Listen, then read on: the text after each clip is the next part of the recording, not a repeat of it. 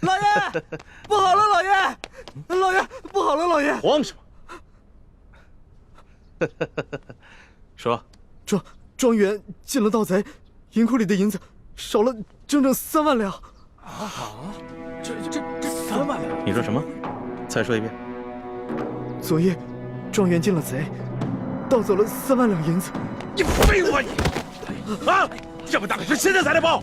报了，今儿4更天就发现出了事儿。庄园管事马上派人给老爷还有巡抚大人报信儿，可等到5更天没见回音，庄园管事就派出了第2批、第3批人报信，可还是没有回音。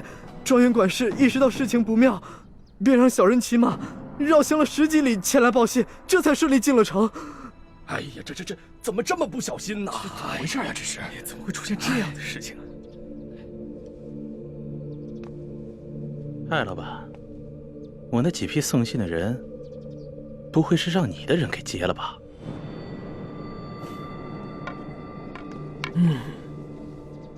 你说呢？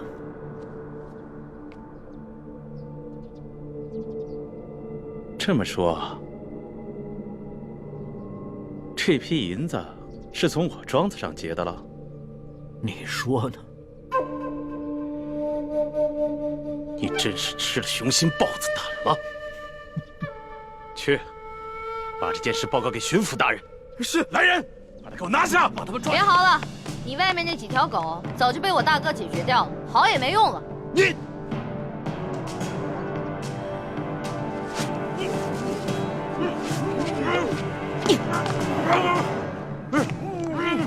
爷爷，咱们不能把银子都给他们留下来。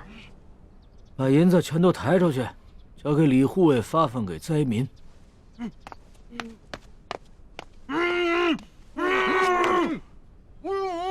走吧，松儿。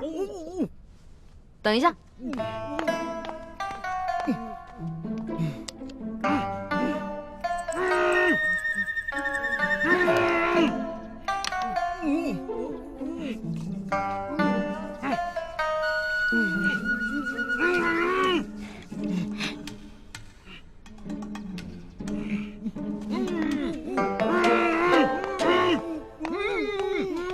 爷爷，我想了想，应该在这几个禽兽不如的东西脸上留点墨宝，也相当于给刘德昭那个狗官下了战书了。意下如何？这倒挺有趣儿的。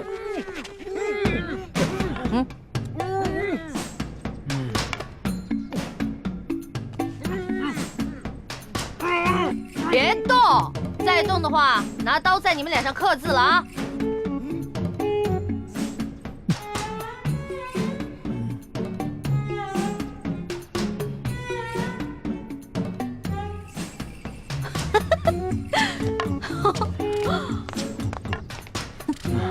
这边再写一个字啊！都给我老老实实待着。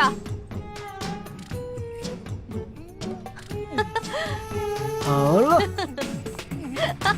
哎，不错不错，写完了。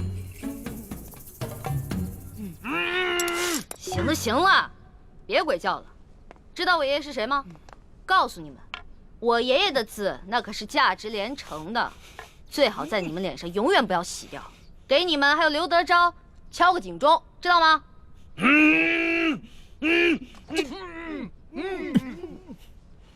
走吧，松儿。走吧，爷爷。慢点啊，爷爷。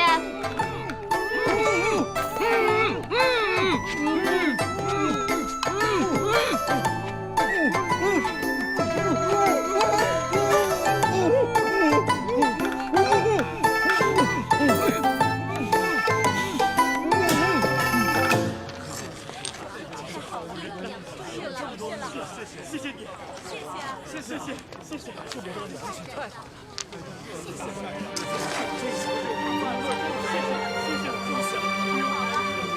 好，谢谢啊，终于有吃的了。艾老爷，谢谢您，艾老爷，您可是活菩萨呀，是吧，乡亲们？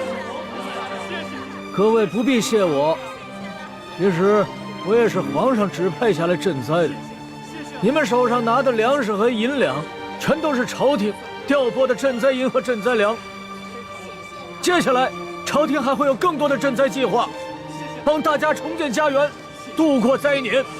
谢谢皇上，谢谢皇上，皇上万岁！谢谢皇上。朱哥哥，灾民们暂时得救了，你怎么不高兴啊？灾民得救，我自然是高兴。可如此一来，却是在帮康熙和大清朝廷收买民心了。大人，干什么呀？你们这是？老爷就不能有点自己的时间吗？大人，舅老爷的库银被盗了。你说什么？银库被盗了？不仅被盗了3万两银子，还有1000担的粮食，也被那帮人分给了灾民。待卑职得到消息赶到码头时，那帮人已不知去向。消消气。这些刁民，这是要造反呢！去看看。老爷，大草鞋了，看一看呀！闪开，闪开！哎呀！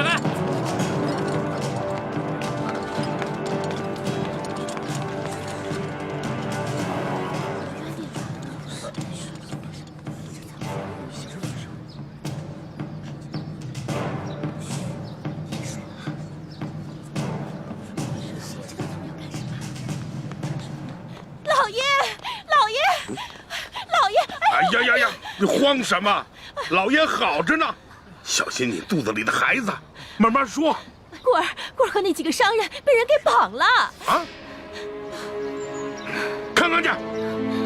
走。哎呦，你轻点，对不起，老爷。棍儿啊！你能不能轻点？哎呦，棍儿啊，这是哪伤着了？怎么不起来？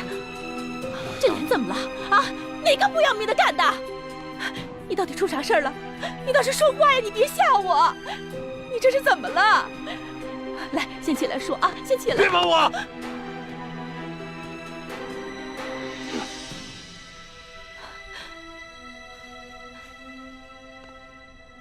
文儿啊，怎么回事？谁干的？兴爱，以前没打过交道，京城来的客商。看见了吗？看见我的脸了吗？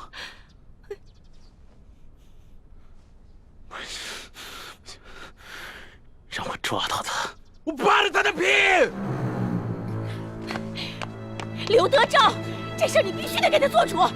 你看看他这脸弄成这样，他怎么见人？他怎么活呀？他什么时候受过这样的委屈？什么时候被人这样欺负过？我跟你说，这事你要是不给他做主，我跟你说，以后你就甭想有这个主意都没有。好了，成何体统啊！有事回家说去。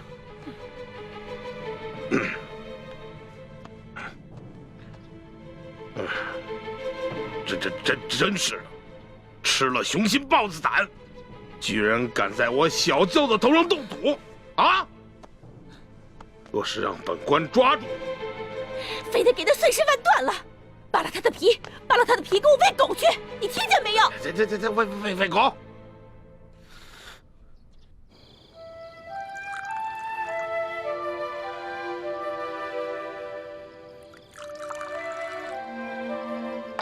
娄小弟，这杯酒我敬你，谢谢你为了老百姓，肯跟我们一起铤而走险。老大，这杯酒应该是我敬你和你大哥才对，要不是你们兄妹俩的话，我还不知道有多少大清的子民要惨遭刘德昭和这些贪官污吏的迫害。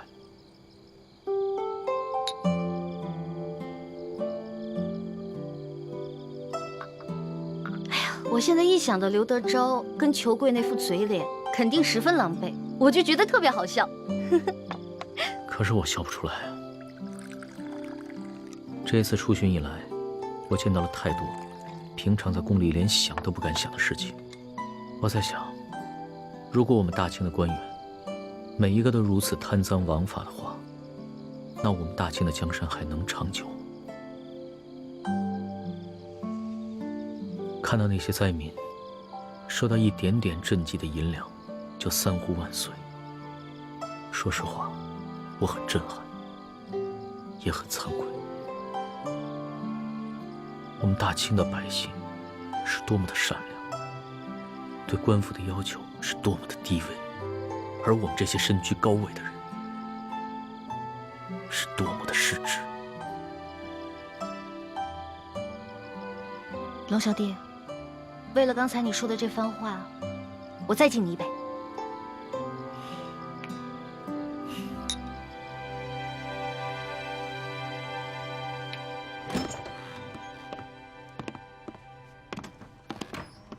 易欢呢？康熙心情大好，拉着易欢陪他喝酒。他们现在正在院中饮酒赏月呢。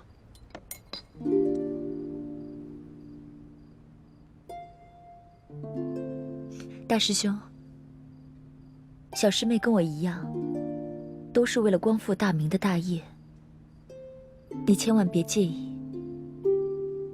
我知道，我会克制我自己的。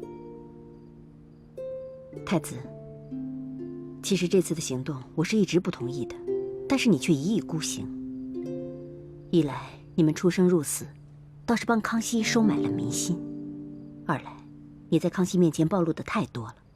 虽然康熙表面上嘉奖于你，但是内心也难免不会对你和易欢起疑心啊。我明白，但是我别无选择。康熙身为大清的皇帝，为了灾民都可以去冒险一搏。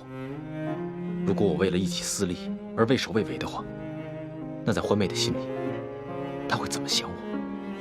易欢怎么想你和康熙，这并不重要。你所做的那么多，难道就是为了讨一个女人的欢心吗？你别忘了你的身份，你是大明最后一个太子。我没忘，我也不是为了讨易欢一个人的欢心。六师傅，就如康熙为那些饿死的灾民落泪一样，那是他身为当今天子的良知。而我作为大明最后一个太子，如果连这点良知都没有的话，那我还有什么资格去跟康熙争这个天下？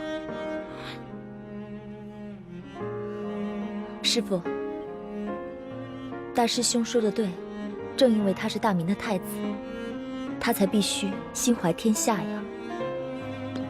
幼稚！这古往今来，有谁打天下靠的是妇人之仁？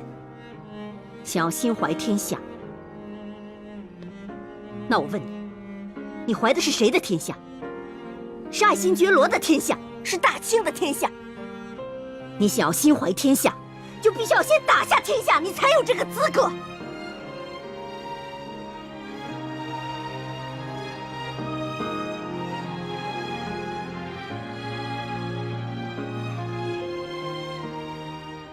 六师傅说的是，徒儿受教了。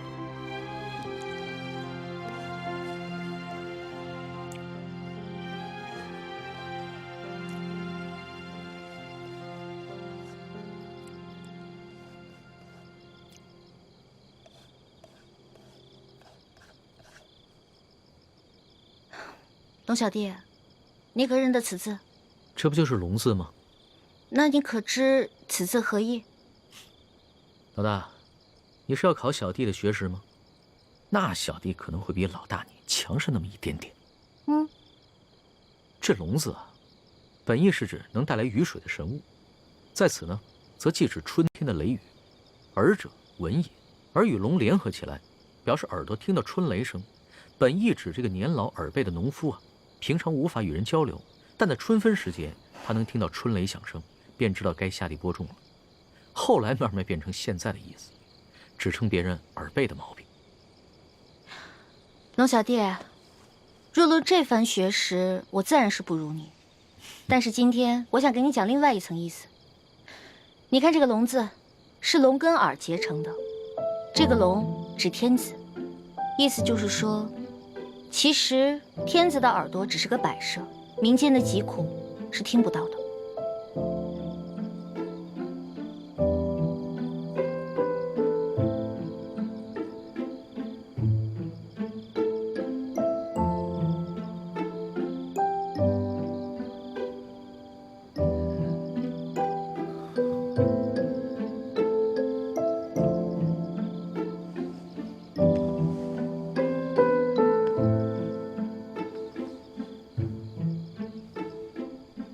多谢老大指点。对小弟来说，犹如醍醐灌顶，顿生觉悟。此次出巡以来，我这双耳朵总算是打开了。等我回了宫以后，再也不会让我这双耳朵变成白蛇。龙小弟，一言为定。为了你这句话啊，我再敬你一杯。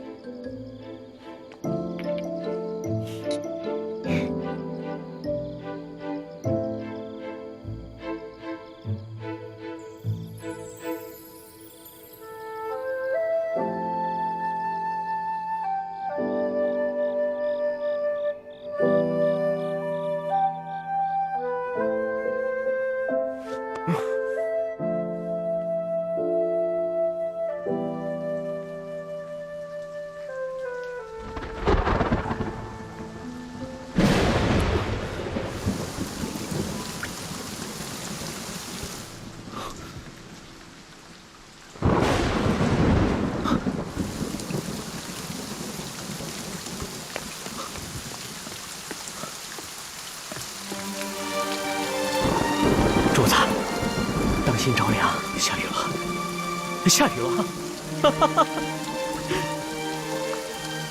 而且雨势还挺大。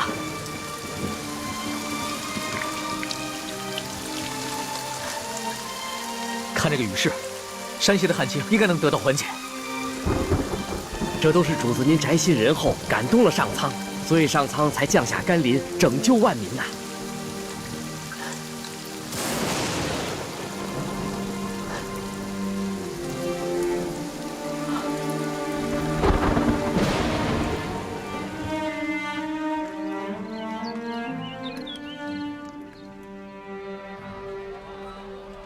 想不到这场雨一下就是3天，真是一场及时雨啊，缓解了山区的旱情。这场雨虽然缓解了旱情，但是错过了播种的季节，灾民们仍然需要救济。我知道，我会让朝廷继续赈灾，让灾民们平安度日，直到下一个收获季。龙小弟，看来你这双龙耳真的打开了，能听见民间疾苦了。主子，咱们还是少在外面走动吧。前些日子发生那么大动静，一定会惊动官府。索大人出去调兵，不知道什么时候才能回来。万一在这个时候发生什么意外的话，那可不得了。我想看一看刘德昭他们会如何行动。再说了，那日我们都易容了，他们认不出来。就是嘛，你要对我的易容术充满信心。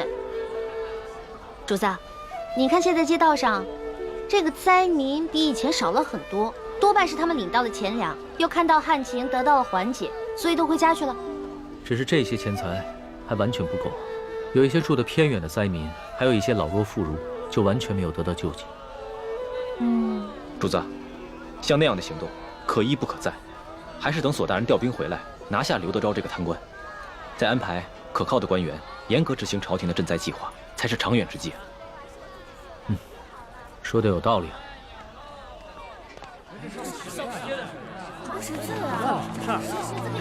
我跟你们说，听说前些天有人在码头上给灾民们分粮分银。哎，龙小弟，咱们都成了官府通缉的江洋大盗了。多亏了他们呀！怎么会像是田伟呢？活菩萨呀！对呀，是呀，哪怕是活菩萨，现在都四缺难保了。这劫了官粮官银，可都是杀头的罪啊！是啊，就咱们老百姓啊，最可怜了。逆来顺受是个死，这官逼民反还是个死啊！你说他们这些好人都给抓了，多好的朝上太可怜分粮了。咱们老百姓真没有活路了。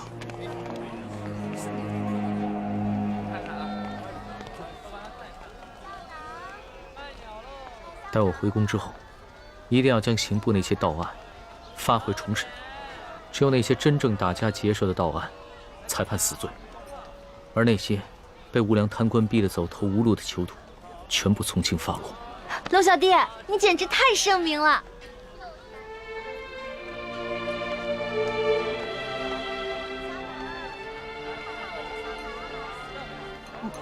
怎么了？他不过是随口一说，你还当真了？你就这么容易被他感动了？你不信他说的吗？我觉得这次来山西对他感触挺深的，他刚才说的都是真心话。只怕他的真心不过是一时头脑发热。你别看他现在义愤填膺，对官逼民反的百姓充满了同情，但只要回到了紫禁城，他的心境和立场立马就不一样了。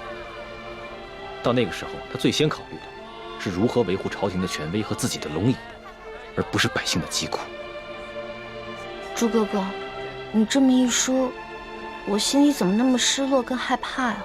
环梅，我知道你对康熙充满了幻想，但将来你就会慢慢明白，他绝对不可能是你想象中的那个样子。让开，让开！官爷，求您再仔细看看这画像，和老朽只是略有几分相似。闪开！这3个人看上去跟老实巴交的，哪有胆量去劫官粮官银啊？就是啊，看他那个小身板，个个瘦的跟皮包骨头似的，就算有那个贼胆，也没那个能耐呀。行，这3位活菩萨神龙见首不见尾，给灾民发放完钱粮之后就消失得无影无踪，肯定是有来历的高人啊！就这帮饭桶，只知道欺压老百姓，他们哪有本事去抓人呢？就是啊。还不是只能找几只替罪羊上去交差呀？可是这3个人只是跟通缉的要犯长得有点像，当官的无凭无据的，能随便判人死刑啊？要证据还不简单吗？这帮官老爷哪个不是无中生有、栽赃陷害的能手啊？这可是死罪，这犯人不认罪，当官的他也能硬判啊。嗨，只要进了公堂，还由不得你不认罪啊！3步之下，何共不可？对，到了秋后，3颗人头落地，这案子就了结了，官老爷又可以高枕无忧了。走，咱们去看看，看看巡抚大人看看去。对，走。龙小弟，怎么办啊？他们不会真把无辜的百姓屈打成招吧？咱们也跟上看看去。也不知道要怎么审啊！哎，咱们过去看看吧。走，快点！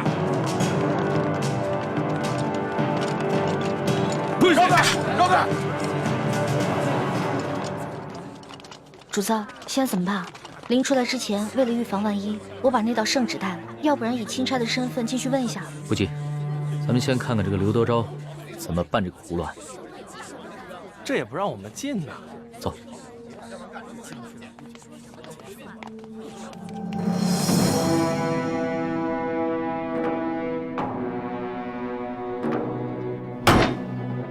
王13、胡二狗、谢大牛，你们说你们并未劫粮劫银，可是为什么从你们家中搜出了失窃的官银跟粮食？讲！大人呐，小老儿实属冤枉啊！那些粮食和官银，不是官府赈灾分给咱们灾民的吗？那爷在码头娶了好些个灾民，每人都分到了1斗粮食和1锭银子啊！大人，小人更冤枉啊！那夜小人听说有活菩萨要在码头上给灾民们分钱分粮，本想赶着去的，不料小人的娘子摔了一跤，把怀了3个月的孩子划掉了。等小人安顿好娘子，赶到码头，银子和粮食早就分光了，活菩萨也不知去了哪里。小人的家中穷的只剩下4面墙了，也不知差爷们怎会在家中搜出这些粮食和1锭银子来。大人，大人，小人冤枉的。小人那日夜里在家照顾病重的老娘，赶去码头也去得晚了，什么都没分到。哦，金嫂，有人拿着画像在小人家门口望了几眼，问了小人几句话，随后那人便送了小人1袋粮食和1锭银子。小人正感激不尽，赶紧去给我那快饿死的老娘熬粥，谁想到还没等到粥熟呢，这时就来了几个捕快大人，硬说小人是盗抢官粮官银的贼啊！大人，小人实在是冤枉。我算看出来了，他们是拿着画像对比，看谁长得像就抓起来栽赃。冤枉啊！小人冤枉啊！大人，大人要明察呀！大人明察！大胆的刁民，你们竟敢诬陷本府的公差！来啊，传证人！带证人。这架势我看着都害怕，何况寻常老百姓呢？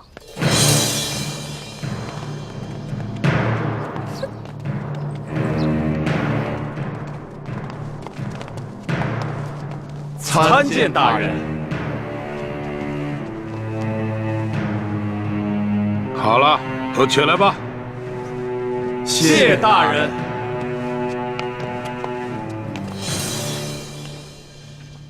竹子，他们脸上那些墨汁啊，是我之前加过药的。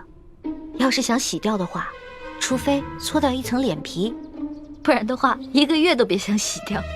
这些梁上丝毫没有吸取教训，脸上的字还在，却又在陷害无辜百姓了。他们竟然如此不知悔改，将来我便命人将这些字刺在他们脸上，除非他们撕掉脸皮，要不然一辈子都洗不掉。真的？那就太痛快了，这就叫做恶人自有恶人磨。你什么意思啊？我也是恶人。我不是那个意思，我的意思是说，古往今来哪个皇帝不杀人啊？一句话不就血流成河吗？难道不是最大的恶人？环美，就算主子说了，在宫外可以畅所欲言，但你也不能不知轻重，胡乱说话。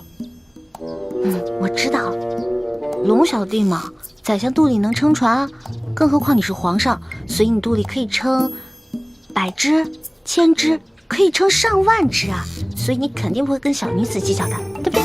哎，行了，别说那么吵，我都听不清公堂上的动静了。哦，你们几个证人，认一认前面这3个，他们可是那日打劫你们的匪徒。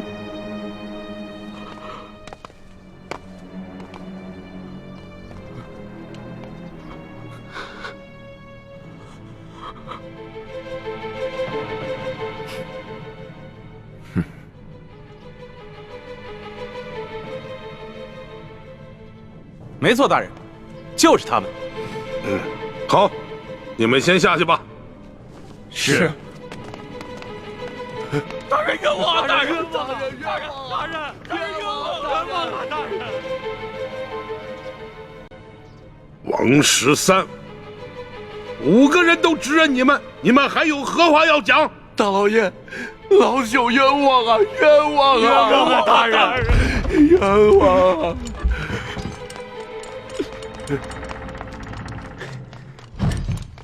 大人，这是我等从那3人家中搜出的迷药。这些迷药和弥刀府中守卫的那些完全一样。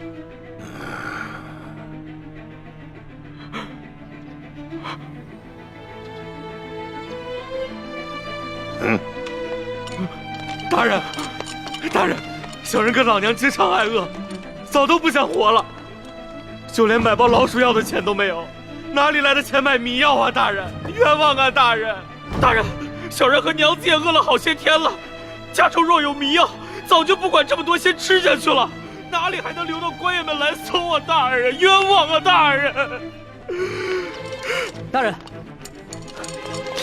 大人，卑职刚刚在高级药铺调查到，王13前些日子曾去药铺买过药材，这些药材正好可以配出强效迷药。这是高级药铺掌柜高老师的书证，大人请过目。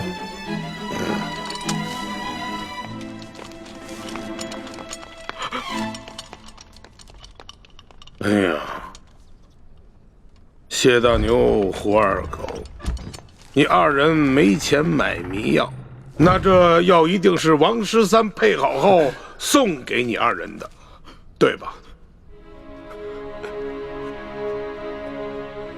冤枉啊！大人，冤枉啊！大人，小人根本就不认识什么王13啊！大人，是啊，小人到现在都不知道您说的王13是谁啊！大人，冤枉啊！大人，大人，冤枉啊！大人，老爷，小老儿前些时日确实到高级药铺买过药，只是想配一些迷药药兔子，怎敢拿这些药去药人呢？大老爷，我更不曾把这些药分给2个不认识的人呢，大老爷。真没想到，他们连相关的伪证都做好了，看这手法，简直是轻车熟路。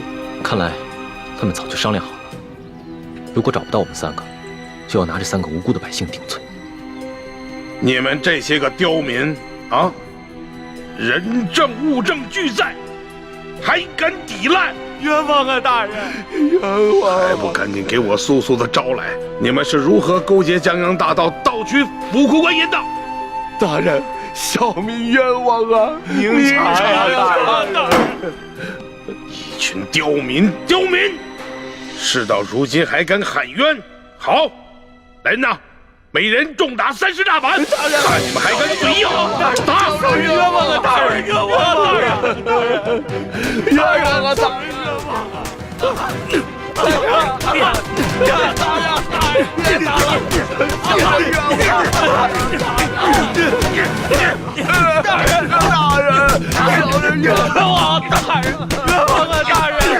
这个孔官，看来刘德昭是铁了心要将这3个百姓屈打成招了。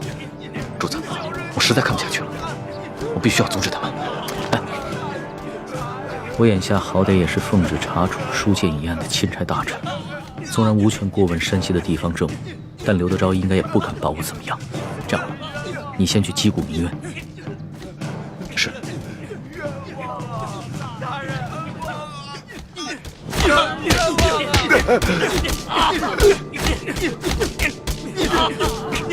大人，你干什么呢？要干什么？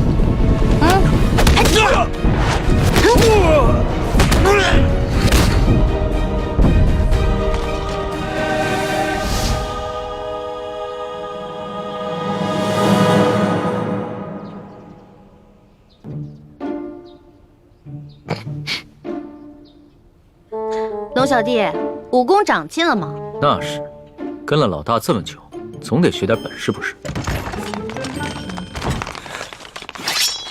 干什么？你们干什么？我们家大人奉旨前来山西查案，还不赶紧让你们巡抚大人出来迎接？你们真是钦差大人？圣旨在此，还有假吗？喂，一道圣旨这么威风啊！老大，这个代表着至高无上的皇权。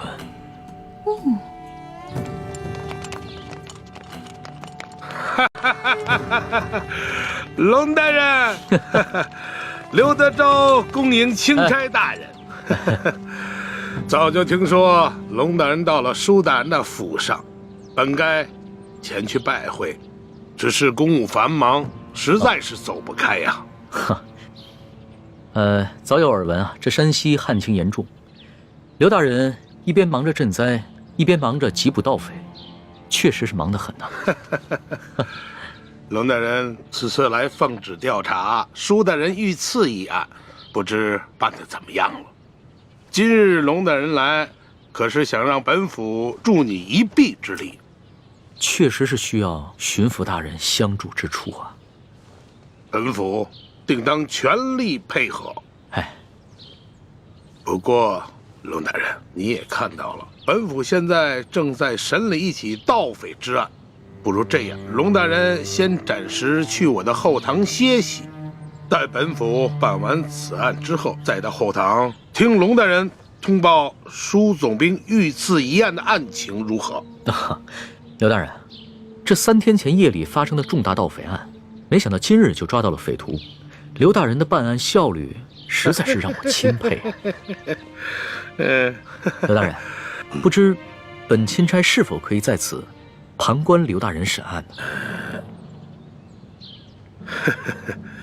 龙大人呐，你不过是奉旨来查办舒总兵遇刺一案的，这盗匪之案呢，与舒案呐，没有任何之相关联。哎呀，若是要旁听的话，不太合适吧？刘大人，本钦差只是旁观而已，绝不干扰刘大人办案。再说了，等本钦差回了宫以后啊，这皇上问起在山西的见闻，我也好将刘大人的这高效办案的美名上达天听啊！哎呀，龙大人若是执意要旁听的话，那就堂上请。哎，请，请。刘大人，这3个就是劫银劫粮的盗匪吗？不错，现下人证物证俱在，可是他们抵死不招。大人，老朽实属冤枉啊！大人，刘大人，不知有何人证物证，可否给本钦差瞧瞧？龙大人，你可是奉旨前来查办舒总兵遇刺一案，好像这个案子与你的案子没有任何关系吧？你只静静的旁观就好了。这具体的案情，本府无可奉告。王十三、谢大牛、胡二狗，你们现在可愿招了？冤枉啊！大人，冤枉啊！小民冤枉啊！好一帮刁民，看来不动大刑，尔等是不会招供的。来呀！大刑伺候！大人饶命啊！大人，冤枉啊！大人，冤枉啊！冤枉啊！大人，饶命啊！如今人证物证俱在，你们是抵不了赖的，还是老老实实的招认了吧，免得再受这皮肉之苦。大人，老朽自打进了这个公堂，我就知道我不可能活着出去了。老朽经不起如此大刑，老朽冤招啊！大人，胡二狗、谢大牛，你们呢？小人冤枉啊！大人，王十三，你就先招吧。大人，我招。大人，老朽我实在是不知道该招些什么呀。好，你们3个人那是办不了翻墙入室、劫官银官粮的大事的，你们必然还有其他的同伙，而那些同伙也必定不是普通人，那些人应该是盘踞在牛角寨上的潜明余孽，才会如此的胆大包天，是不是啊？大人，您说是就是吧？那你就将如何勾结牛角寨贼人的经过如实的招来吧。这经过，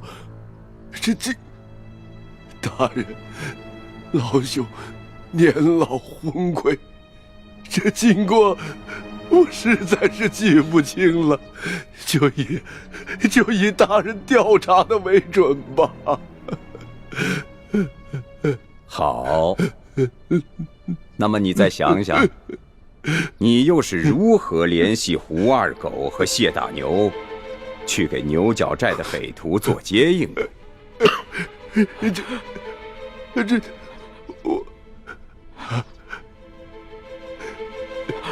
这位老伯，你我素不相识，你要认罪是你的事，可不能胡乱拍咬我们呢。前日我家娘子刚刚流产，还等着我回去照顾她呢。这位老伯伯，我家里还有瞎了眼的老娘等我回去照顾，这盗抢官粮官银可是死罪啊！大人，老朽无儿无女无家产，我死不足惜。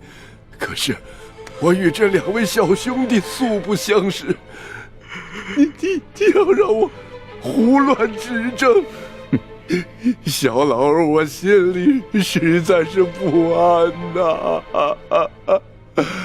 看样子你还是没想明白呀。来人呐，在，让他清醒清醒。大人，老朽冤招啊！大人，这案情经过，您比老朽更清楚，就请你们代老朽写下供词，让老朽画押便是啊。这就对了。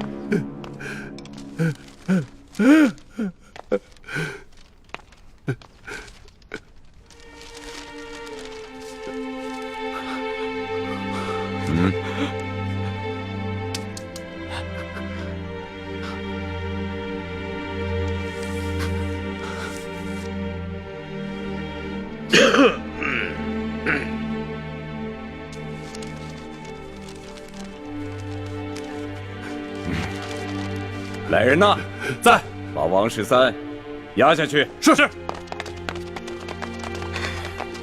大老爷，走，你们官逼民反呐！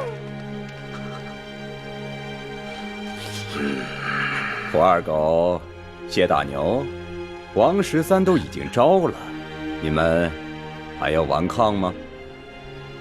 罢了，胳膊拧不过大腿，被砍头也比这么活着受折磨的好，反正都是个死。小人愿招。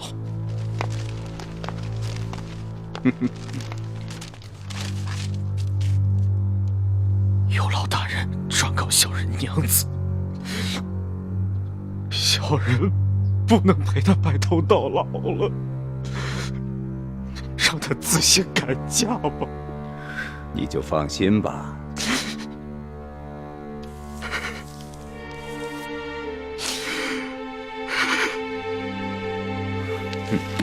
来人，在，把胡二狗带下去。是。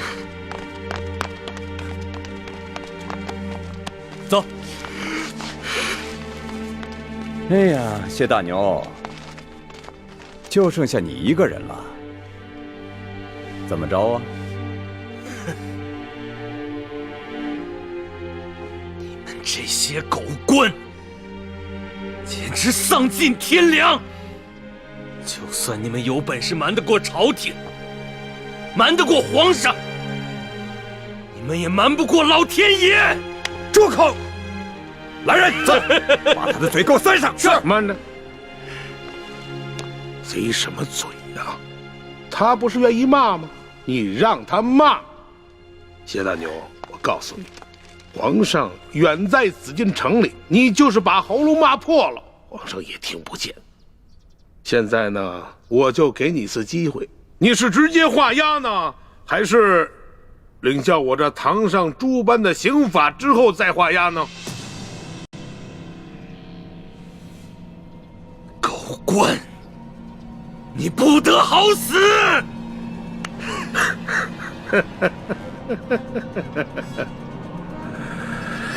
动刑！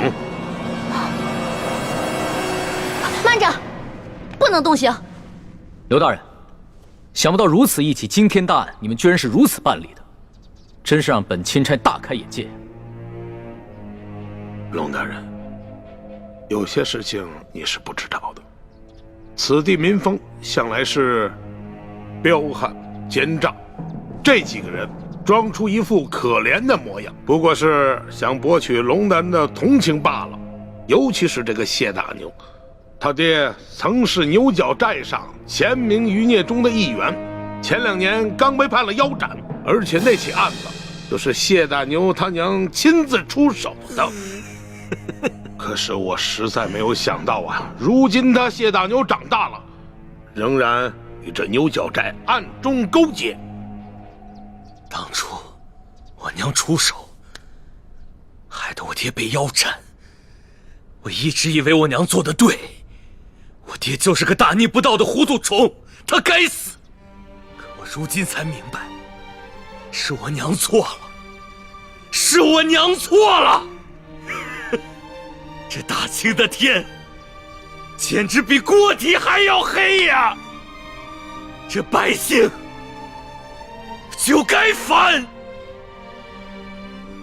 住口！住口！龙大人，你听见了吧？你看见了吧？此人果然是前明的余孽呀！他勾结山匪，打劫官府的库银。即便是他不招供，就冲他刚才那番说辞，本官也可以判他个斩立决！斩立决！刘大人，若不是你们软硬兼施、诱供逼供，这谢大牛又何至于恶言诅咒朝廷？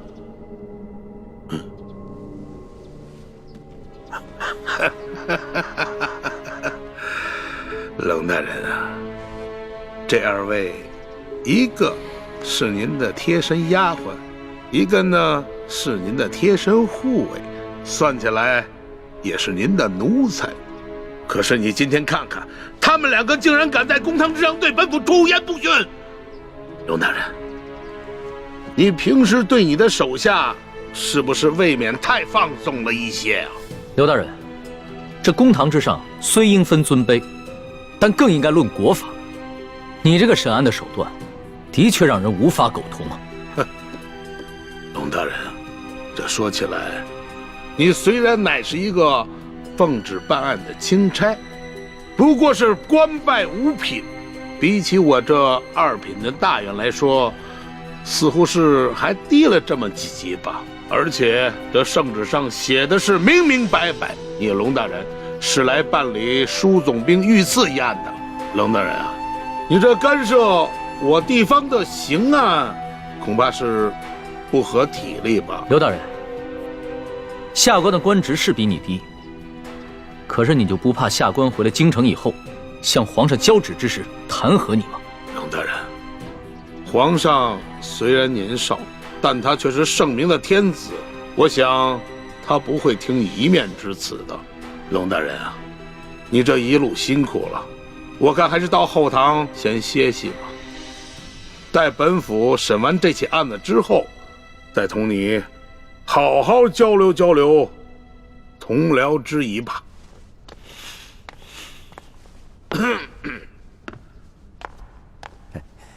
龙大人，请随下官到后堂歇息吧。慢着，你们可知我乃是？龙大人还有什么话要说吗？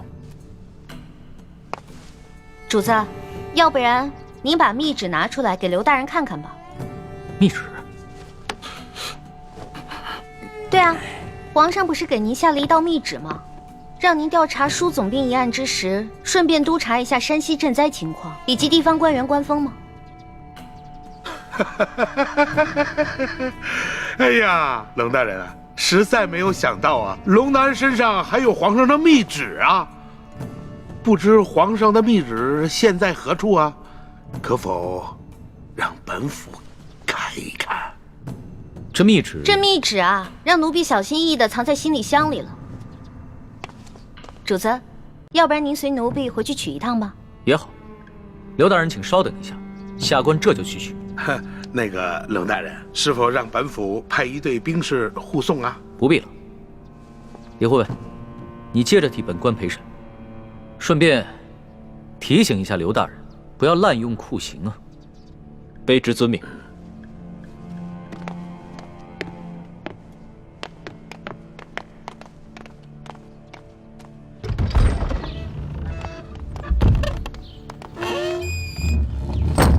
老大，现在怎么办？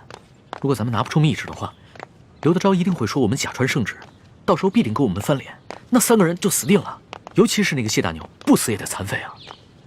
哎，事到如今，只能造一封假的密旨喽。伪造密旨？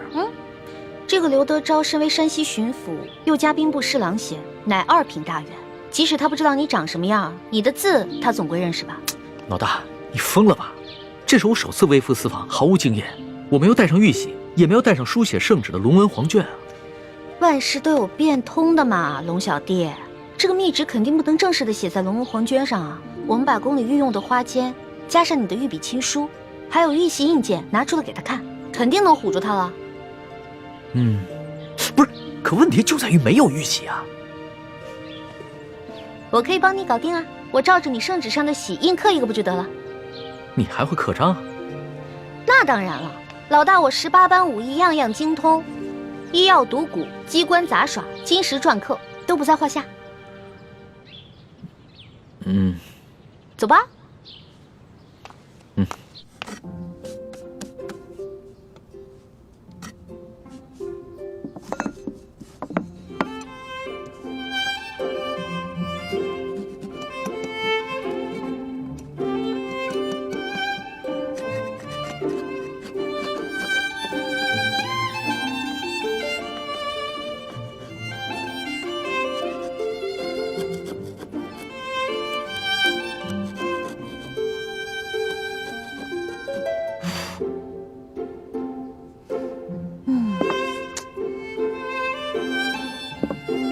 龙小弟，你看这样行吗？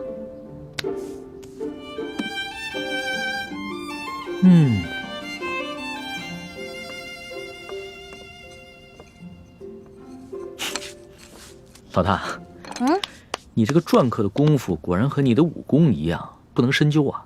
刘德昭只要仔细一看，就能看出其中的破绽了。切，问题在于他不可能仔细看。你那道圣旨是真的，他已经仔细看过了，怎么可能怀疑这个是假的呢？那我们只能碰碰运气了。刘德昭只要一看到这个密旨上的内容全部都戳中了他的软肋，必定啊就会心下大乱，不会仔细查看最后的印件了。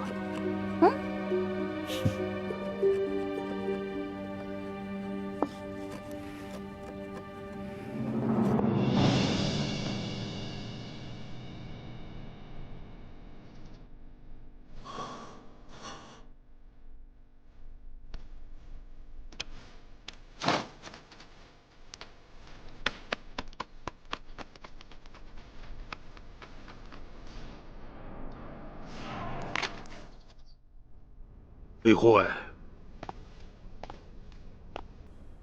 不知你家大人和令妹何时会回来呀？啊，我家大人回去以后还需要沐浴更衣，就麻烦刘大人和诸位大人再等等吧。要不，先把这谢大牛押下去，等我家大人回来了再审。来啊，在，将这谢大牛先押下去。是。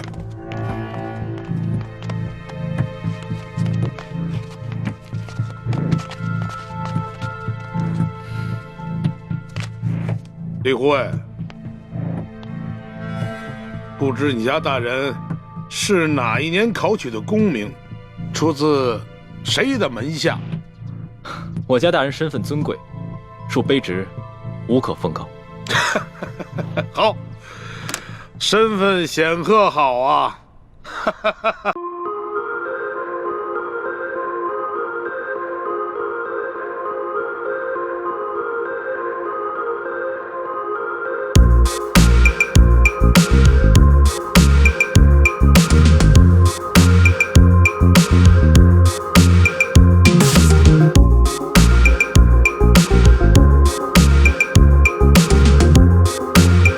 过河拆桥，我可是奉旨造假。我跟你开玩笑的。论到杀头的大罪啊，这几天我龙三犯的可不比你少。只不过老大，我真的很好奇，你到底是从什么地方来的？为什么会有这么多特殊的技能？我就是一个江湖混混啊，江湖小混混，自然要学得多一点，不然怎么混得开啊，对吧？相比于刘德昭啊，你更是让我大开眼界。我跟你开玩笑的。论到杀头的大罪啊，这几天我龙三犯的可不比你少。只不过老大，我真的很好奇，你到底是从什么地方来的？为什么会有这么多特殊的技能？我就是一个江湖混混啊，江湖小混混，自然要学得多一点，不然怎么混得开啊，对吧？相比于刘德昭啊，你更是让我大开眼界。亏你技艺不精，这个玉玺呢，你伪造的不能到以假乱真的地步，要不然的话，那可真就天下大乱了。龙小弟，我是不是做了什么忌讳的事儿啊？从此在你心里就记了我一笔了？没事儿，这要是别人呢，伪造玉玺，不管出于什么原因，我都不会轻饶了他。但是你嘛，我知道。你虽然天性顽劣，但是你一定不会做出什么让我不可原谅之事。虽然你嘴上这么说，但是我知道，在你心里已经对我有防备了。早知道我就不出这个馊主意了，另外想办法救那3个百姓啊。反正呢，我已经打定了主意，这次回宫以后，就一辈子把你拴在我身边。这样的话，你就不会犯下什么连我都保不住你的重罪了。我才不要在那个像金笼子一样的紫禁城里坐牢呢。君无戏言，记住我刚才说的话。可是你现在已经不是皇上啦，你是我的龙小弟啊。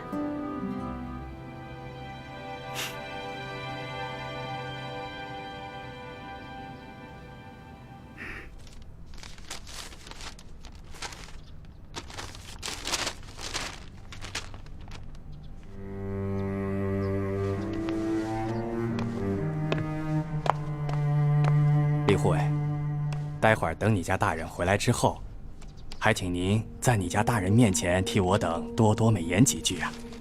啊。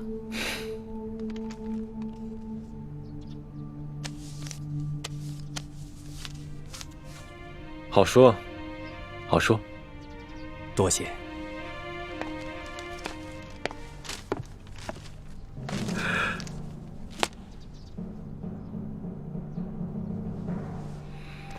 钦差大人到，圣旨下。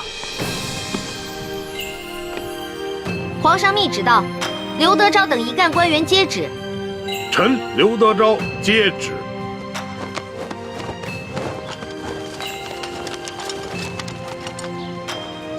奉天承运，皇帝诏曰：卓龙3为钦差大臣，在查办舒总兵遇刺案之时，监督查访山西赈灾之详情，以及地方官员之官风政绩，如实禀报，不得有误。吾皇万岁万岁万万岁！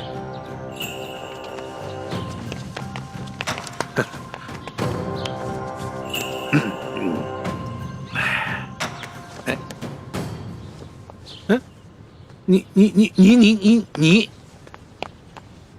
刘大人，这皇上的密旨可都听到了。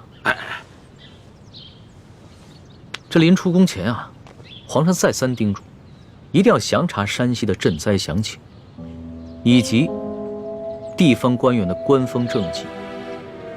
那就有了各位大人多多配合了。哎呀，龙大人您就放心，我等自当竭尽全力的配合龙大人。龙大人这一路实在是辛苦了。这舒总兵的府邸的位置这么偏僻，而且呢，设施呢又这么简陋，实在是委屈龙大人了。龙大人是这样啊，如果龙大人您不嫌弃的话啊，毕府呢有一个小小的别院，而且环境十分之优雅，出行呢十分之便利。大人可否考虑移驾到小院暂住啊？多谢刘大人的美意。只不过啊，这皇上下旨让下官巡查当地的官风，你我不适合走得太近，只怕别人容易多说闲话，对你我都不利啊。哎呀，龙大人，你看你啊，自京城远道而来，那是翻山越岭啊，太辛苦龙大人了。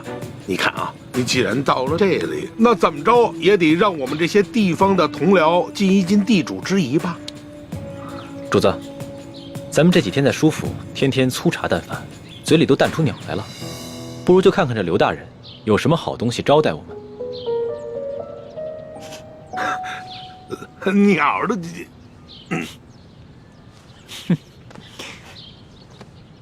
行，那就多谢刘大人了。龙大人，请，请，请。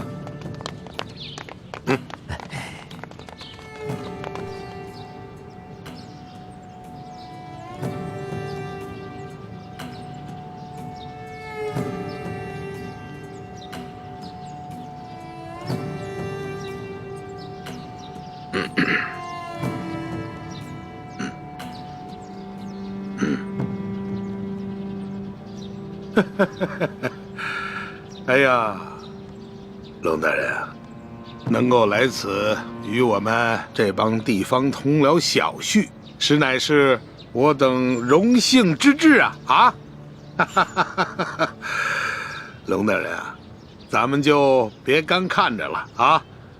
这些呢，都是毕府的小厨做的一些家常小菜，不知可否合龙大人的胃口？来，龙大人尝尝，尝一尝。刘大人，哎，你这一桌佳肴，不见寻常的鸡鸭鱼肉，全是些难得的山珍海味。刘大人啊，你这家常小菜可比皇上御膳的规格还要高啊！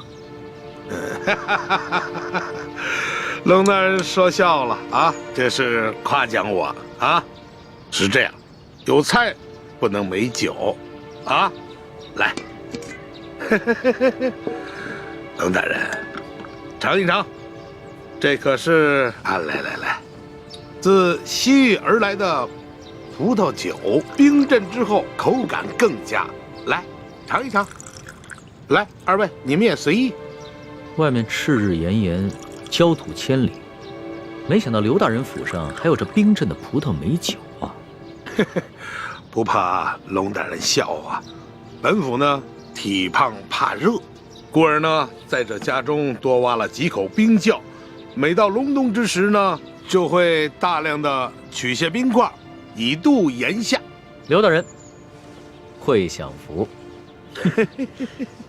此次山西等省大旱，这皇上啊，在紫禁城里是食不下咽，寝不安枕，麻衣素食1个月之久，还赐龙血抄佛经，这才求得一场甘霖。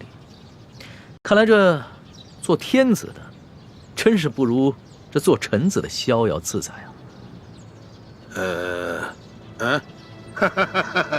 哎呀，龙大人，此话严重了啊！来，哎，吃菜，来吃菜啊！大人请。刘大人，不必忙活了。你这一盘盘的佳肴，在本钦差的眼中，就是民脂民膏；一杯杯美酒，就是黎民血泪，恕本钦差难以下咽。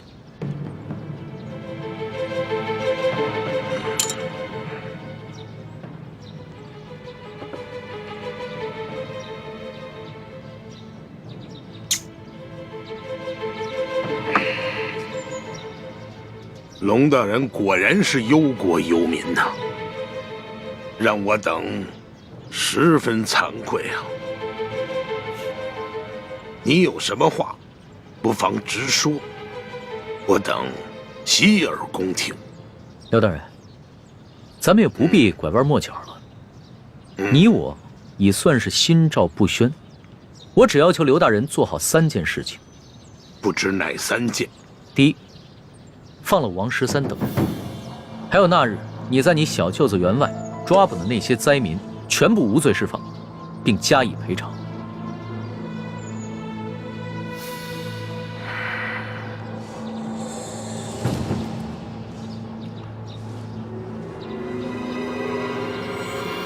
好，这就去办。第二，把囤积的粮食全部发放给灾民。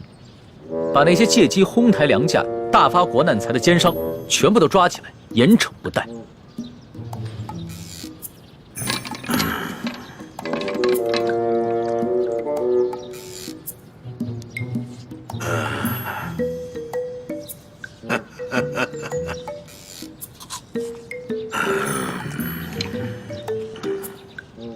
好，这就去办。第三，交出赈灾银两的账目，并打开银库，让本钦差一一核查清楚。若有短缺，你等自行想办法补上，然后再跟本钦差一起，把这些银两发放给灾民。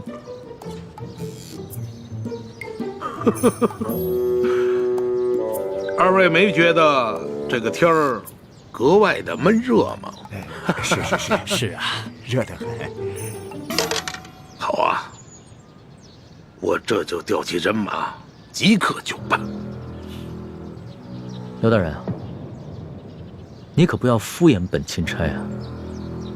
你们应该都清楚，眼下能否办好这3件事情，不仅关系到数十万灾民的生死，更关系到你等一干地方官员的前途和性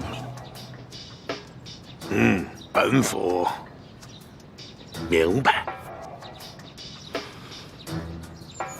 行，那本钦差就告辞了。宋大人，不必了。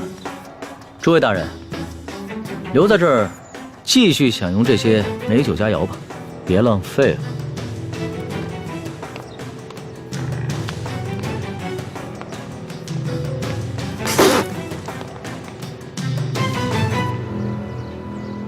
易欢，你真是太不知天高地厚了。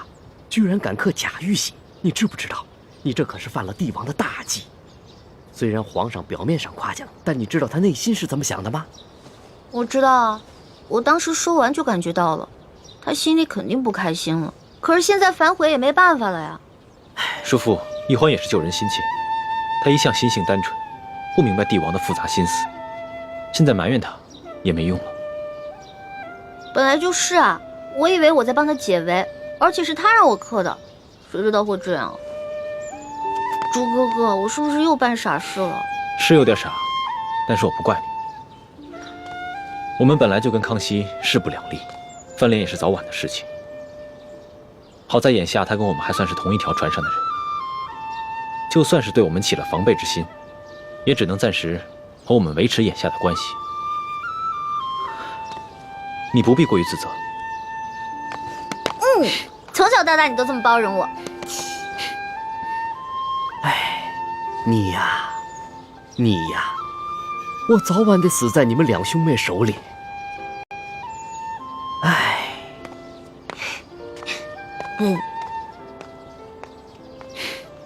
死在你手里。你呀，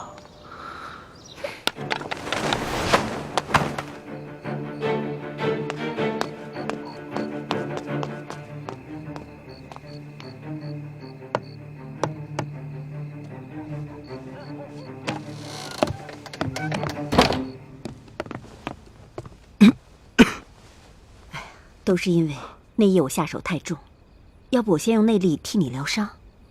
多谢前辈，不必了。刘德昭一直怀疑他身边有了奸细，只是还没有怀疑到我身上，所以我不能耽搁太久。是不是刘德昭他们又有新举动了？今天钦差大人直接来了府衙，还亮出了皇上的密旨，把刘德昭他们吓了个半死。钦差大人走后，刘德昭便召集了他那几个心腹的官员和府上，一起商量对策。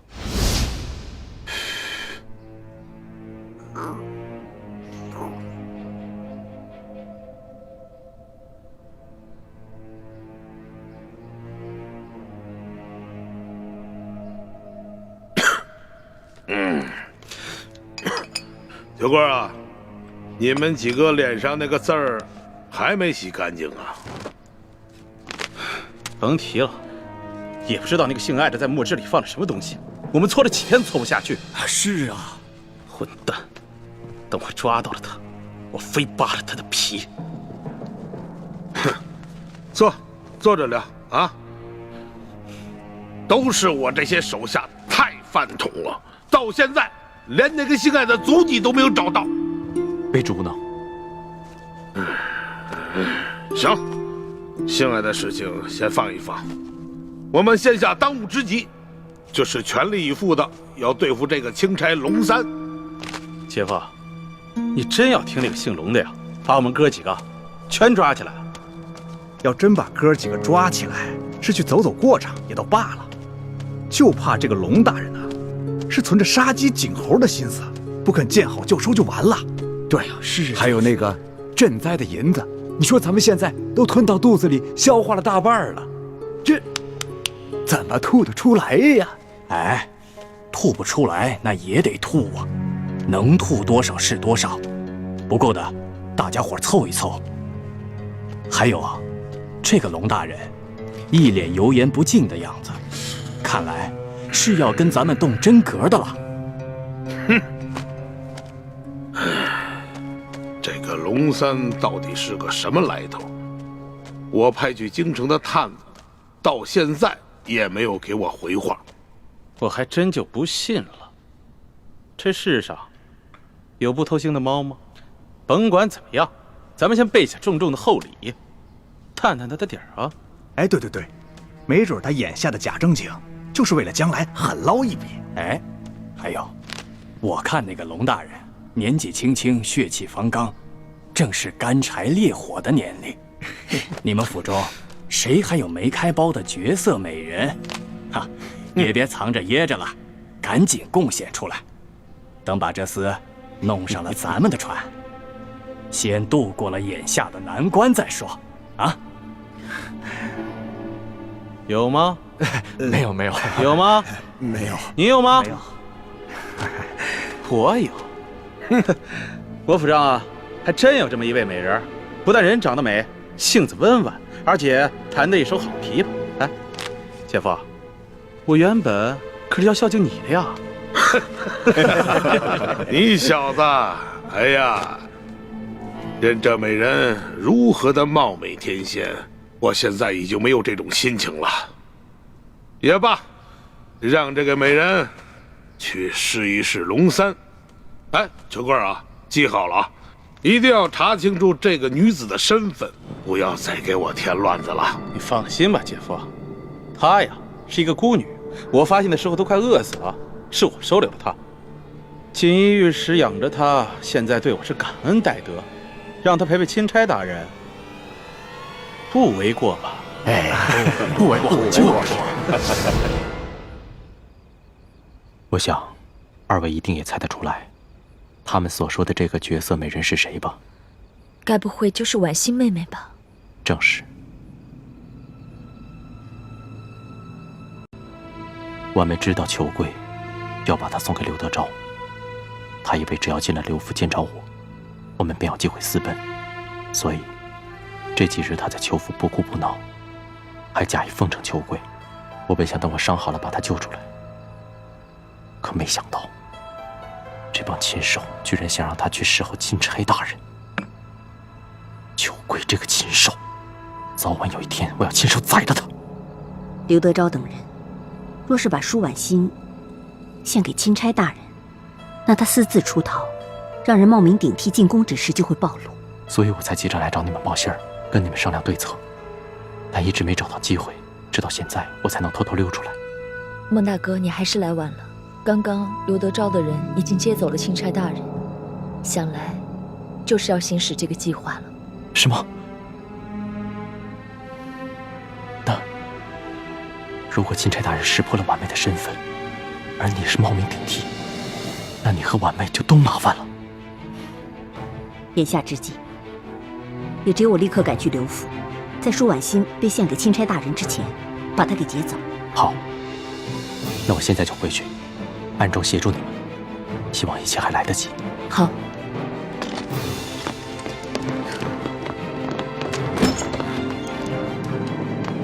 我走了。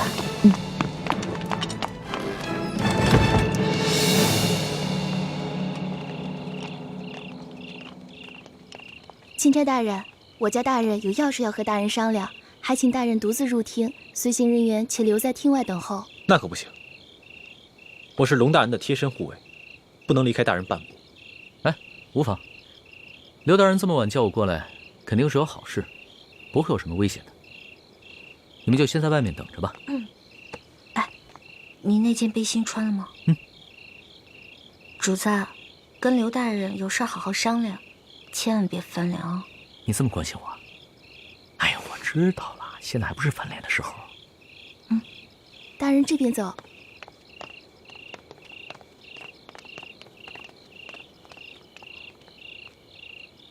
你把背心给他了。小气鬼！龙大人，请。哎呀，龙大人，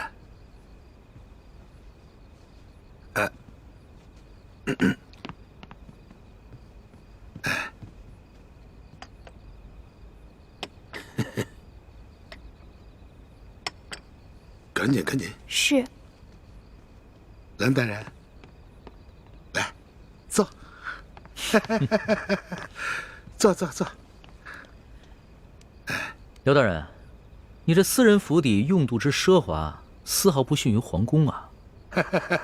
龙大人实在是过奖了。这么晚把龙大人请过来，没有什么别的意思，就是想咱们聊一聊私房话，交一交朋友啊。